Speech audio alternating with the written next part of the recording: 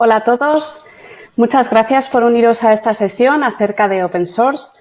Mi nombre es Pilar Bravo, soy arquitecto de soluciones en Red Hat. Me acompaña mi compañera Aurea Muñoz, ella es ingeniera senior en Red Hat también. Vamos a hacer una introducción a lo que es el Open Source. Vamos a ver varias cosas durante la sesión de hoy.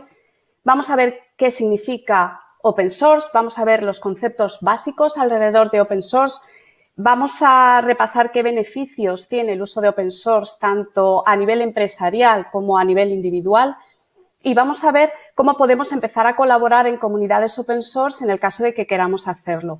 Lo veremos junto a una demo en la que Aurea nos demostrará cómo poder colaborar de una forma bastante sencilla. Lo primero que tenemos que aclarar es qué significa para nosotros Open, qué significa abierto cuando hablamos de Open Source. Para entenderlo vamos a utilizar un ejemplo muy sencillo, en este caso, pues galletas. Imaginemos que somos muy buenos haciendo galletas, tan buenos que todos los que conocemos nos dicen que deberíamos incluso venderlas. Entonces, a la hora de venderlas y de establecer un modelo de negocio, tenemos dos opciones básicas. Una sería empaquetar las galletas, ponerles una caja, un lacito y venderlas, de forma que el que quiera disfrutar de estas galletas me las tendría que comprar a mí. Sin embargo, hay otra opción, la opción 2, mediante la cual hacemos más o menos lo mismo, pero en la caja metemos la receta de las galletas con todos los ingredientes que llevan y con el proceso detallado para poder elaborarlas. Parece una idea muy sencilla, pero realmente hemos conseguido muchas cosas simplemente compartiendo la receta. Hemos invitado a personas que disfruten de estas galletas a poder colaborar y de esta manera hemos abierto una puerta a la innovación porque otras personas pueden elaborar esta receta con pequeñas modificaciones y pueden añadir sus mejoras o incluso personalizarlo a diferentes gustos de diferentes países o culturas. Y también hemos hecho estas galletas más seguras porque hemos detallado todos los ingredientes que llevan, el proceso de elaboración y podemos evitar problemas como alergias, intolerancias y demás. ¿Cómo se aplica esto al software? Se aplica en estas 4 libertades que tiene que tener cualquier software que llamemos open source. El primero es la libertad de uso, que yo como usuario de open source tengo la libertad de poder usarlo para el propósito que yo quiera, sin ningún tipo de limitación. Uno de los más importantes es el derecho el que pone aquí de vista, ¿no? De poder ver el código del software que estoy utilizando, el poder ver cómo funciona, el poder ver exactamente hasta el último detalle de lo que contiene el software que yo utilizo. También el derecho de modificarlo. Una vez tengo derecho de acceso al código, tengo también derecho de modificarlo, puedo mejorarlo, puedo corregir errores que pueda tener el software. Y por último, el compartir. Las modificaciones que yo realice sobre el software las debo compartir con la comunidad para que todo el mundo se pueda beneficiar de los cambios que yo haya podido hacer. Y además esto une a toda la comunidad de personas que estén colaborando, los une con un objetivo común, con una visión común y con un espíritu colaborativo. Hay algunas ideas erróneas que se tienen cuando se habla de open source, por ejemplo, que el que proporciona el software está obligado de alguna manera a hacer correcciones sobre el mismo y actualizaciones, y esto no es así. La entidad que proporcione el software o la persona que lo proporciona tal y como es, y todos los servicios alrededor, como por ejemplo el soporte, las actualizaciones, parches y demás, pues pueden ser servicios que tienen un coste añadido. Igual que tampoco significa que el ser open source obligue a que los binarios, lo que son las propias aplicaciones que se puedan ejecutar, estén disponibles sin coste. No tiene por qué ser así. Tampoco el tener el código significa que sea open source. Con ingeniería inversa se puede obtener el código de diferentes aplicaciones, pero no sería open source. Sin las libertades que hemos explicado anteriormente, no se podría considerar open source. Tampoco se deben confundir con términos como freeware, shareware o public domain porque son cosas distintas. Y también otro aspecto importante es que no se puede utilizar el código fuente de la manera que nosotros queramos. Hay unas ciertas limitaciones que se rigen por medio de las diferentes licencias que aplican a los proyectos open source. No vamos a entrar en ello porque es un tema muy complejo que daría para otra sesión, pero es algo que hay que tener en cuenta también. Si volvemos al ejemplo que estábamos tratando de las galletas, en nuestro caso, pues podríamos poner una serie de restricciones a la hora de utilizar la receta que nosotros hemos compartido. O algo muy evidente es que cualquiera que utilice la receta tiene que cumplir la legislación vigente en el sitio en el que la vaya a utilizar, por ejemplo, en cuanto a seguridad alimentaria. Otra cosa importante es que todas las modificaciones que se hagan sobre la receta original se deben compartir con la comunidad para que todo el mundo se beneficie de cualquier innovación, cualquier idea nueva que pueda venir.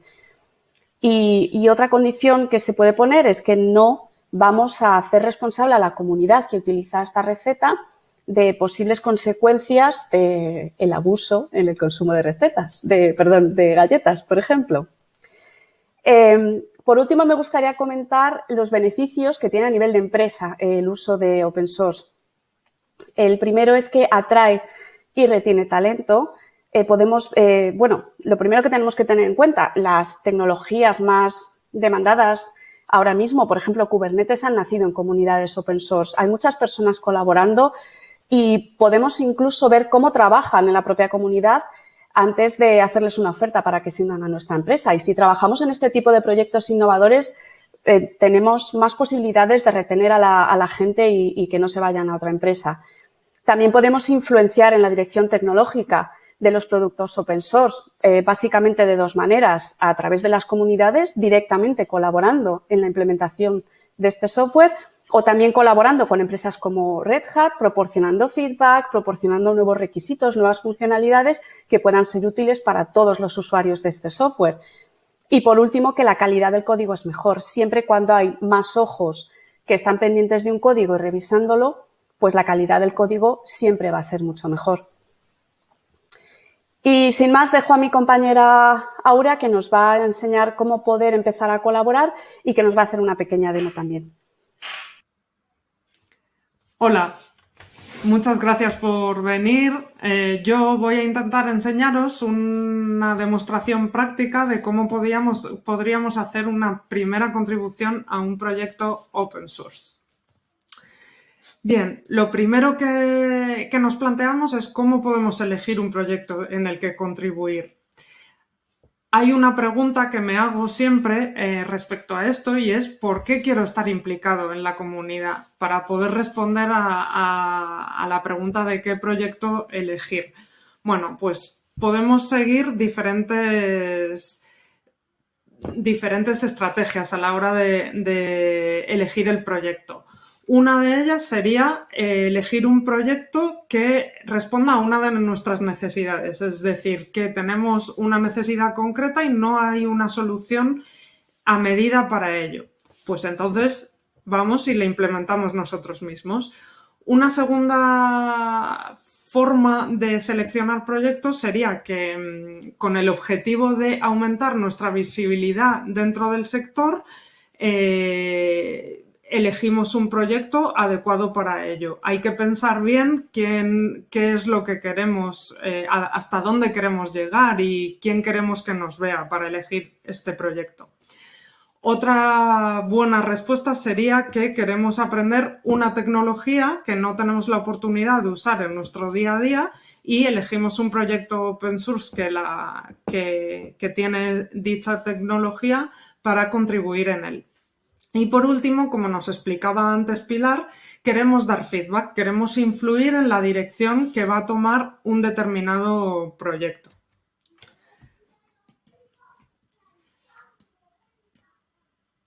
Vale, ¿cómo elegimos? Sabemos programar en diferentes lenguajes, pero ¿cómo podemos empezar a contribuir? Pues bien, podemos seguir diferentes estrategias. La primera de todas sería contribuir a algo que nos guste mucho.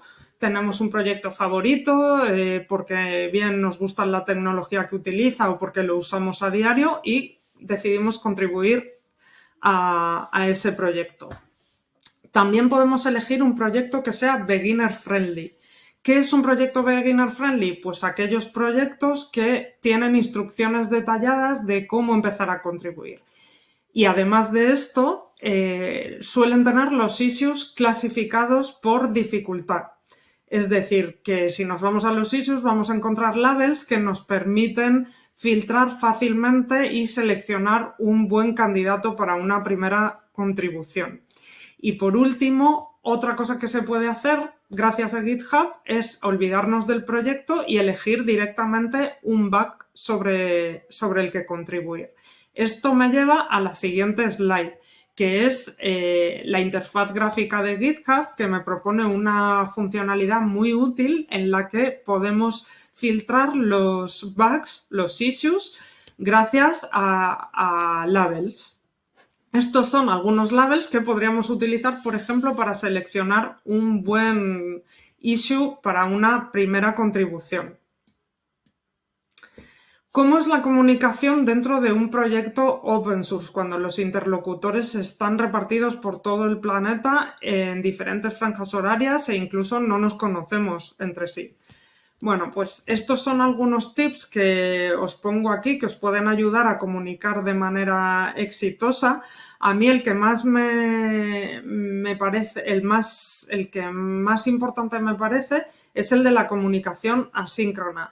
Tened en cuenta que precisamente porque no conocemos a los interlocutores o no sabemos a quién dirigirnos ni dónde están, esa comunicación no va a tener lugar en directo. Es decir, tú vas a dejar un mensaje en un sitio y el receptor contestará pues cuando pueda o cuando lo haya recibido.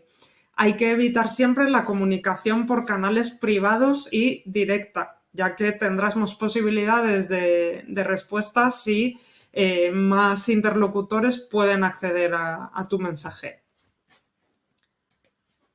Workflow. ¿Cómo es el workflow concreto de trabajo en un proyecto open source?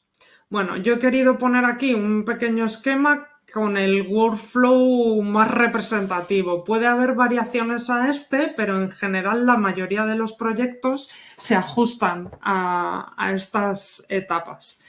Lo primero de todo, cuando vais a contribuir, antes de hacer nada, sería leer el README y la guía de contribución. Aquí vais a encontrar las primeras instrucciones detalladas de los pasos a seguir para contribuir. A continuación, ¿qué se hace? Ya tenéis el proyecto, pues hacer un fork. A través de la interfaz gráfica de GitHub es un botón y este fork os va a hacer una copia del repositorio en vuestra cuenta GitHub. Después hacemos un clon. El clon sirve para crear una copia del repositorio del proyecto en vuestra máquina local. Después vamos a hacer una pequeña modificación en la configuración para añadir los dos remotos, porque vais a tener el repositorio original y el que habéis forkeado en vuestra cuenta Git, y para poder interactuar con ellos necesitamos que aparezcan en la configuración de Git. Lo vamos a ver en el ejemplo que voy a hacer en el live coding. A partir de ahí haríamos un git checkout para crear una rama dedicada para nuestras modificaciones. Hacemos las modificaciones necesarias y todo lo que queramos para resolver ese problema o esa nueva feature, y procedemos a hacer git commit. Es una buena práctica utilizar los mensajes con significado. Os voy a enseñar un sitio que a mí me gusta utilizar donde os dan algunos ejemplos que os pueden servir para inspiraros y subir vuestro commit con mensajes bien descriptivos. Una vez hemos hecho el commit, hacemos git push al remoto, al fork, es decir, al repositorio, no al original de todos, sino al que está en vuestra cuenta de GitHub.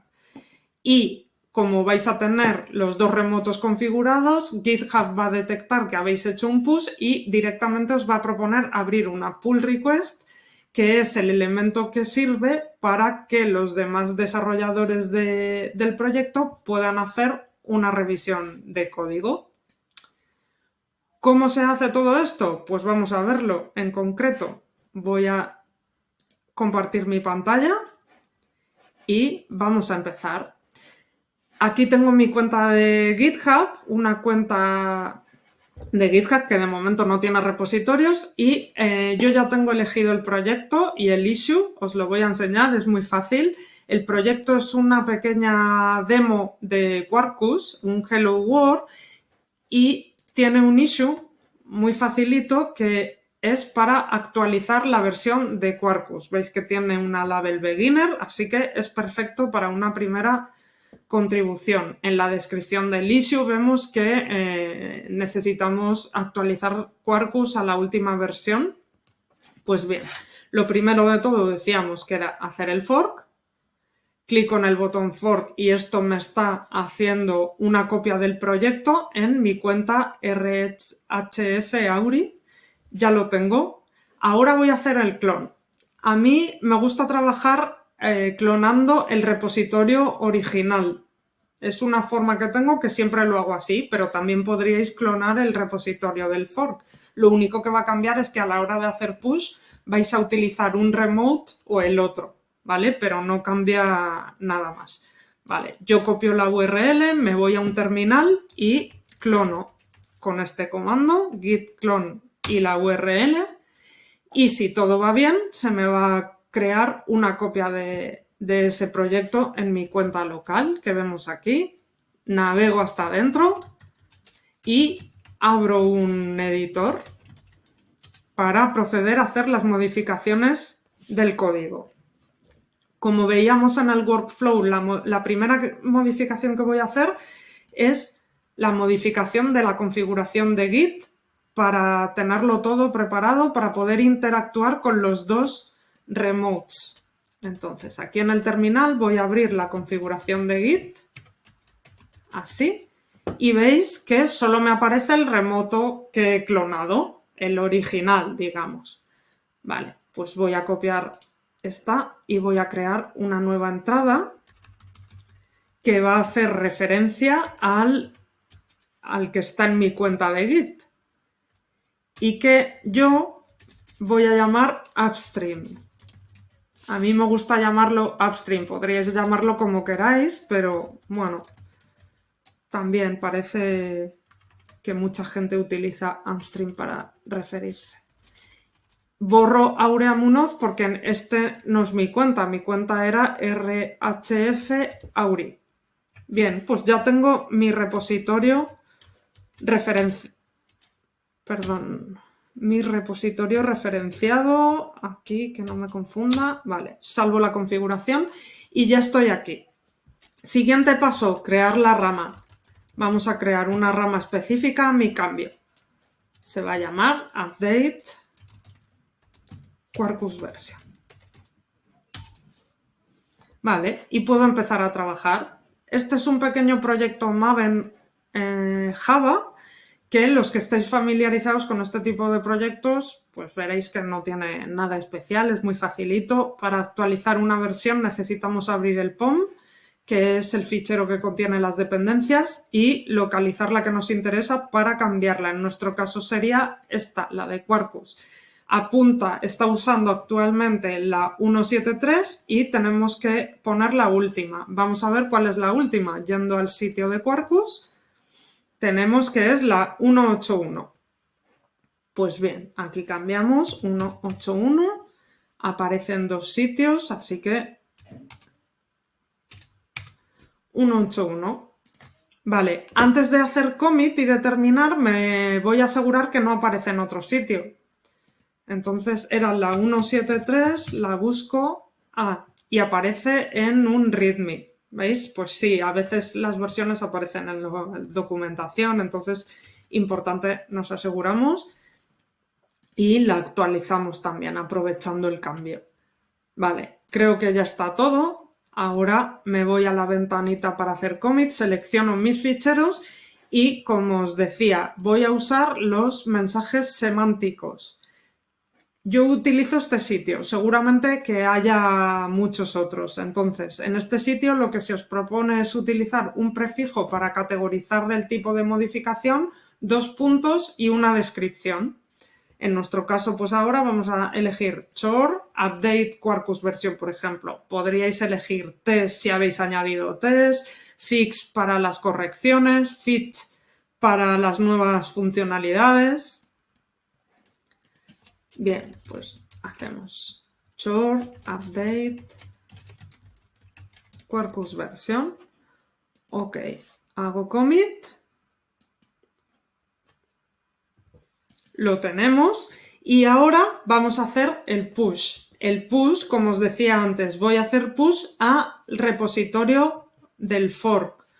¿Cómo me refiero a ese repositorio? Con upstream. Como habéis visto antes, aquí en la configuración tenemos el remote upstream que apunta a mi repositorio de mi usuario, que es contra el que quiero hacer push. Por tanto, el comando sería git push upstream y el nombre de la rama. Ahora me pide los datos para autenticarme, el usuario y el password. Ay, me he confundido. Volvemos a intentarlo.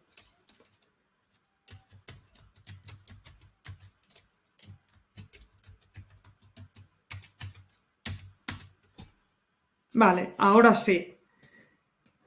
Se está haciendo push y directamente, como os decía, Git me propone abrir directamente una pull request. Clicamos este enlace y me abre una página donde puedo configurar la pull request. Lo más importante, validar que está seleccionando el repositorio del que vas a solicitar contra el repositorio base con el que quieres fusionar el código. En este caso sería del RHF-Auri al Aurea Munoz, Getting Started on Quarkus, y la rama Update Quarkus Version contra la rama Master. Cosas importantes de esta interfaz: el campo Reviewers, donde podemos seleccionar, por ejemplo, la persona que queremos que nos haga la review.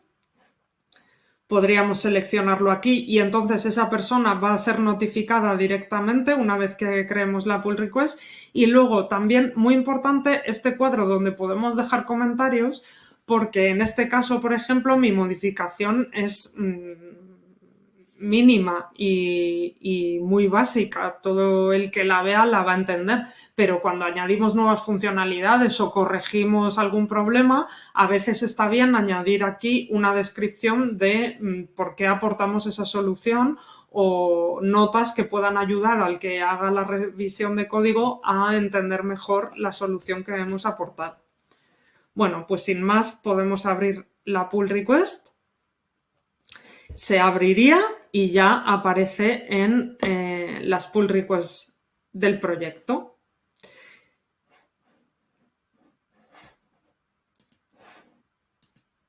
Vale, a partir de aquí entramos en la fase de code review, como os decía. La code review se hace en todos los proyectos open source. Es muy importante ya que permite validar las soluciones e incluso mejorarlas y conseguir un código de más calidad. Para hacer la code review la vamos a hacer desde la interfaz gráfica de GitHub. Tenemos un botón para revisar los cambios que veis aquí, que te abre un diálogo con 3 posibilidades: comentar, aprobar o pedir cambios. Y también tenemos un pequeño campo donde poder añadir diferentes notas o mensajes para comunicar con el autor del commit. Algunos consejos útiles para hacer code reviews, pues los tenéis aquí listados. A mí el que más me gusta es el de ir a mirar los tests. Los tests ayudan un montón a la hora de entender lo que hace un código. Entonces, si os veis en la situación de hacer una revisión de código, no dudéis en ir a ver los tests. Incluso a veces os sorprenderéis porque cuando vayáis a leer los tests veréis que no hay tests. Así que ya tendréis una primera remarca a hacerle al autor del commit para que añada los tests correspondientes. Y luego, bueno, pues consejos que parecen de sentido común, como ser respetuoso, hacer críticas constructivas, y si no entendéis bien la solución aportada, no dudéis en preguntar cuáles fueron las motivaciones para aportar esa solución. Algunos consejos finales para empezar a contribuir en un proyecto open source. Bueno, pues elegir un proyecto que estéis usando, porque ya conoceréis un poquito mejor el proyecto y tendréis parte del camino andado. Contribuir a la documentación es algo que muchas veces como desarrolladores no pensamos que podemos hacer, pero es un buen ejercicio. Los equipos que mantienen los proyectos estarán muy contentos de que contribuyáis a la documentación porque muchas veces ellos no tienen ni tiempo de mejorarla y es muy importante. Hacer code reviews es una forma estupenda para contribuir y un buen ejercicio porque os permite conocer el código sin tener una gran implicación de primeras y empezar a entender cómo funciona el proyecto. Lo que os decía justo antes, usar los tests para aprender cómo funciona ese proyecto y participar en la comunidad. No dudéis en ir a los chats, a los foros, participar, hacer preguntas, responder otras posibles preguntas, porque a lo mejor si se trata de un proyecto que lleváis mucho tiempo usando, parece que no, pero seguramente que podáis responder. Es muy bienvenido vuestra colaboración en ese sentido, en las discusiones y en las conversaciones. ¿Beneficios personales de una contribución open source? Pues mejorar vuestras competencias como programadores, vais a estar expuestos a más código de otra gente, a otro tipo de problemas de los que veis en el día a día en vuestro trabajo que os van a hacer mejorar. Darle un empujón a vuestra carrera, ya que vais a ser más visibles y además vais a hacer un montón de contactos dentro del sector y divertiros. Estos son algunos proyectos que están muy chulos para empezar a contribuir. En esta URL que aparece aquí tenéis estos y otros, así que os invito a que vayáis a echar un vistazo y a elegir un proyecto sobre el que contribuir rápidamente. Y eso es todo. Espero muy pronto veros por GitHub contribuyendo en proyectos open source. Muchas gracias por escucharnos.